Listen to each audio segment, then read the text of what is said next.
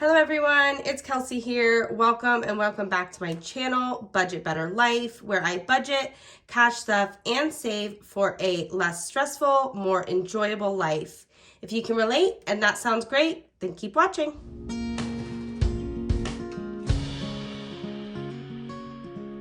Okay guys, so today I thought we would do something that I've been seeing a lot of videos for, and to be honest, it's something that I've been needing to do for a little while now, which is lay out and basically take a look at all of my debt.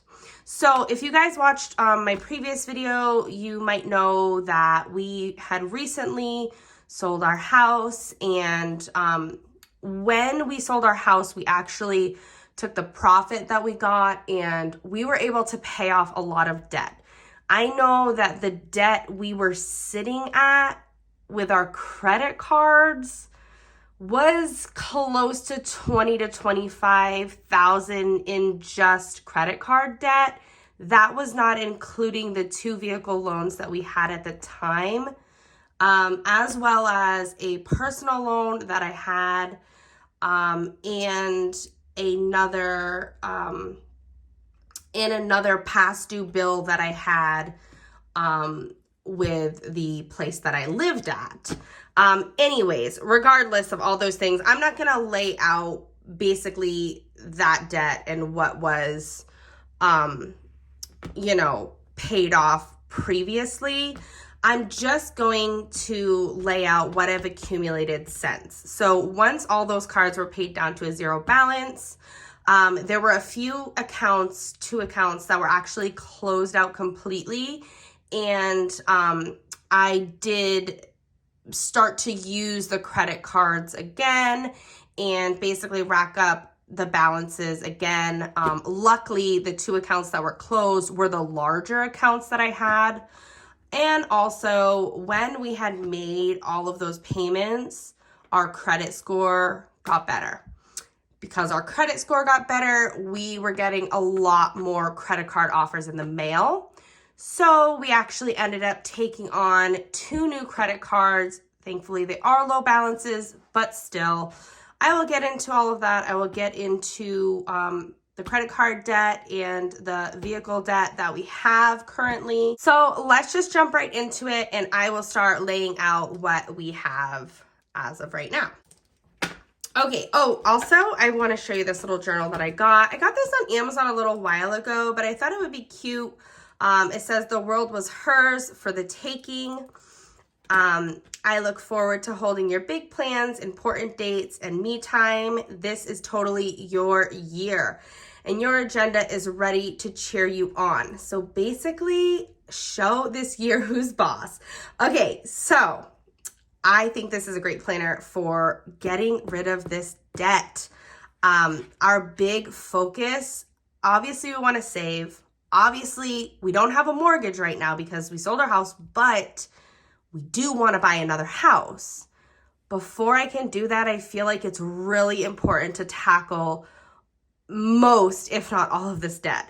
So that's what we're going to do. We're going to write it all down, and every month we're going to put as much as we can, and we're going to try to get this debt down, guys. So let's start it out here. So this is the beginning debt balance, and the first credit card that I have that is the lowest balance. Also, I'm going to be doing the snowball method. So if you guys don't know, the snowball is listing them with lowest balances to highest balances, without really considering the interest rates. And I think this method is just going to work for me better than the avalanche method, because I'll be able to see those small wins and really feel the momentum going and stick to it. That's the goal. So my first credit card is, I'm going to put an initial for my name, so K, Cap 1. This is my Capital One credit card. This is a brand new credit card for me, and of course, I have racked it right up. So the starting balance on this one is $630.49. The minimum payment on this one is $35. And since the starting date is also the current balance, I'm going to go ahead and reflect that over here as well. So $630.49. Alrighty, and getting into my next credit card I have is my TD Bank credit card. And this credit card I've had for a while. Of course, we did pay it off completely, and now it is maxed back out. And that is at $677.28. The minimum payment on this card is $35. Actually, you know what? I just realized that is $25 for the Capital One, and it's $35 for the TD. So I'm just going to put 25 here. I'll know mentally that that's not right, but that way it all adds up the same. So $677.28. So the next lowest balance card that we have is my wife's card, and this is Merrick Bank. And we had this one a little bit before. We probably paid it down, I'm sure, but it's back up there, $693.48. This card has a minimum payment of $38 a month. And of course, it's the same here, $693.48. Okay, the next card that we have, yeah, we've got a lot of cards, but luckily, like, these are all 700. I think 700 is the max for these, so these aren't too bad, but of course I try to justify it any way I can, right? Yeah, the next one is my wife's credit one, and this is a new card. So this one is $735.07. The minimum payment on credit one is $37. And it is $735.07. Wish I had better handwriting, but I don't. I'm giving it my best go here, guys. The next card is gonna be my wife's Capital One card. So I'm gonna put V Cap One. And this card we've had for a while, got paid down, now it's back up. You guys see a pattern and a theme with me, don't you? $793.69. The minimum payment on this one is $25 and $793.69. Okay, and then finally there is one more. Well, before I get into that credit card, because I'm going from smallest to largest, I'm going to put our phones. I saw someone else put this, and it actually made a lot of sense. We have AT&T, and we, you know, always just get the upgrades, and then they like charge us for our phone, but like we pay monthly, it adds on to our bill. So our AT&T bill every month is $200, and I know a lot of that is phone payments. So it would be really nice to get these paid off so that would reduce our monthly phone bill. I'm gonna consider that debt since we've taken out technically a loan that AT&T gives us the phone, and then we pay it back. So our phones together, there's only like 2 more payments left on mine. And then hers, or vice versa. And the other one, there's like 22 payments left. So one of the phones will probably get paid off before we get to paying them off, but we'll still have a good amount from the other phone. So that is $1,120.97. And monthly, that's about $45. I'm only including the one phone that will probably still be there. The other phone, it's less. I think we both have iPhone 13 Max Pluses. I don't know. We just, like I said, every time they say you can upgrade, we usually go in and upgrade. But this will be a change. I'm hoping to start a sinking fund for the phones and then build that up. And then once we have, enough money to go out, get the phone, pay for it cash. That will be a huge change to anything that we've ever done. So $1,120.97. So that's our phones. And then the final credit card that we have is a Venmo credit card. This credit card, I remember, came through not this past Christmas, but the Christmas before. I randomly got an offer from them, and at the time our credit was really bad, and I was like, there's no way this card's gonna get approved.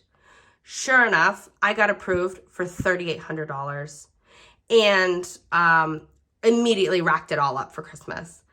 Paid this card off completely when we sold our house. Christmas came again, racked it all back up. So getting rid of this card is going to be a huge accomplishment for me, and most likely when I get rid of this card, I might have to cancel it because the temptation is just, I really have a hard time. Like, I have locked up all of these cards.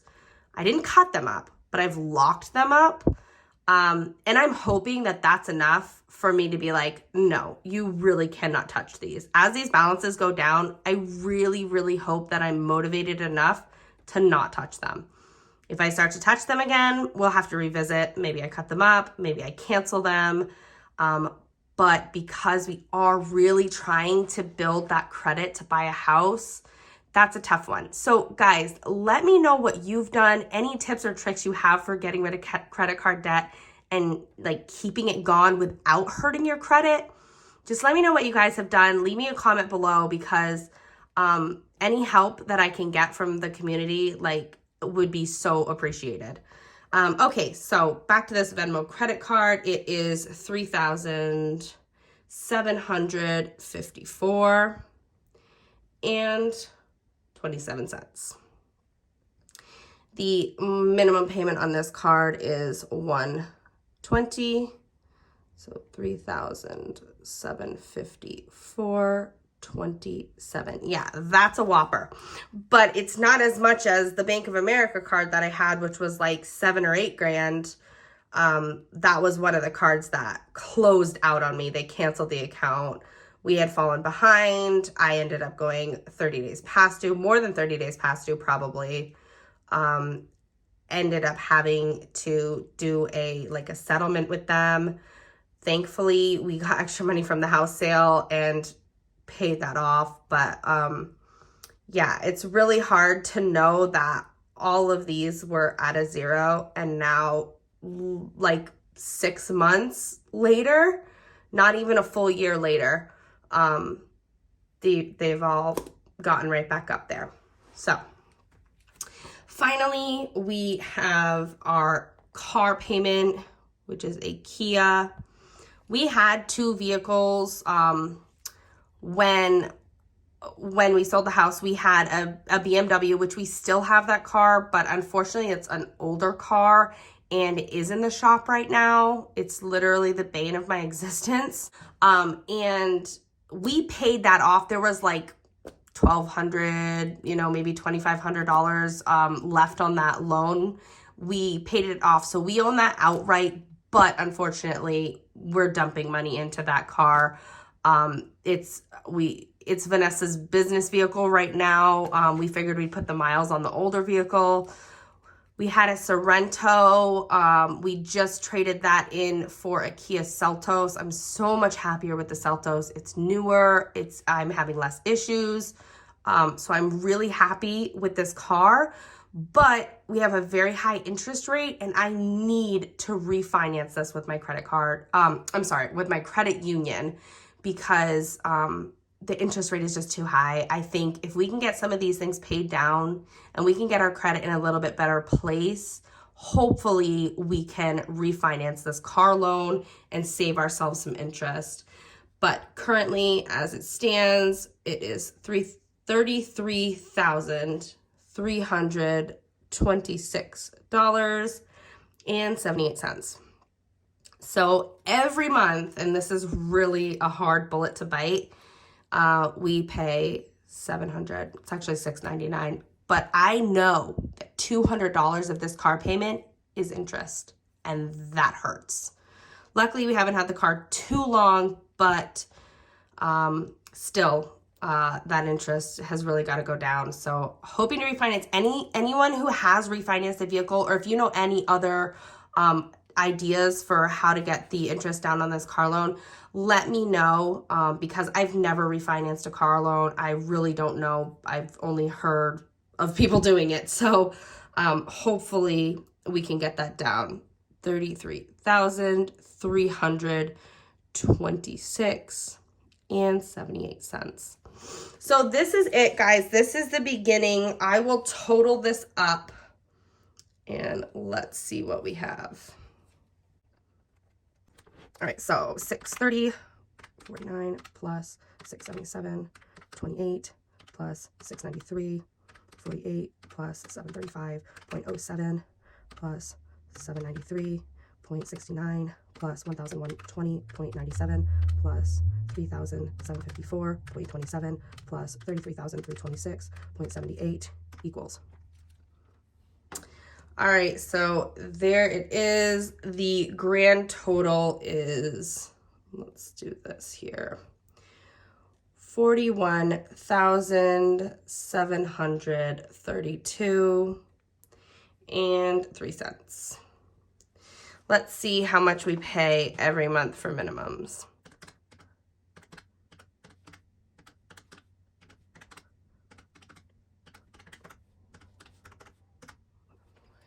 So 1,025 are our minimums. And again, this is 41,732.03. So that is our beginning debt balance. So I know for some people this might not seem like a lot, and maybe for others it seems like it is a lot. All I know is that debt feels suffocating. I bet there's so many people who can relate, but literally this stuff will rattle around in my brain at night, and keep me up. You know, have I paid this? Can I pay this? Can I make these payments? Will I ever be debt free? Can I get out of this hole that I've dug myself? It's really kind of like difficult to be in this situation. And unfortunately, so many people are struggling with debt. So this is ours, and hopefully you guys can follow along and see our journey, and we can tackle this debt. And the goal eventually is to be debt free. So I would love for you guys to subscribe, follow along on our journey. Make sure to hit the notification bell so you can see next time I post videos, and watch along as we tackle some of this debt. All right, thanks guys. See you next time.